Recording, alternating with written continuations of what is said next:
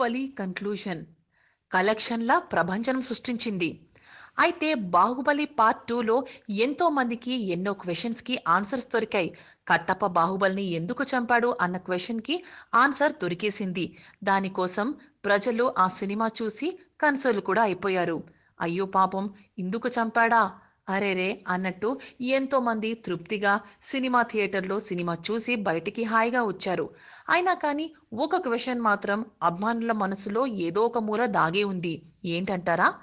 బల్లాల దేవకి భార్య పాత్ర ఉండేదుండే కదా, పాపం రానా పక్కన ఏ హీరోయిన్ లేకుండా పోయింది అన్న సందేహం కూడా ఉంది. మరి బల్లాల దేవ ఆఖరికి ఫైటింగ్ సీన్ లో తన కొడుకుని బాహుబలి చంపి తీసుకొస్తాడు కదా, మరి కొడుకు ఉండగా తల్లి పాత్ర ఎవరు చేసి ఉంటారు? మరేమైనా ఆ సీన్స్ ఏమైనా కట్ చేశారా అన్న సందేహాలు అభిమానుల్లో వెల్లువెత్తుతున్నాయి. బల్లాల దేవుడికి రుద్ర అనే కొడుకునిచ్చారు. అయితే ఆ కొడుకు తన సొంత కొడుకు కాదని, దేవసేన మీద ప్రేమతోటి తను పెళ్లి చేసుకోడని, రుద్ర అనే కుమారుడు దత్తపుత్రుడని తెలియజేశారు. సో బాహుబలి 3లో అలాంటి క్వశ్చన్ కి ఆన్సర్ ఏమి ఇవ్వను, అలాంటి ప్లాన్స్ ఏవి నాకు ఇప్పుడు లేవంటూ జక్కన్న చెప్పుకొచ్చాడు.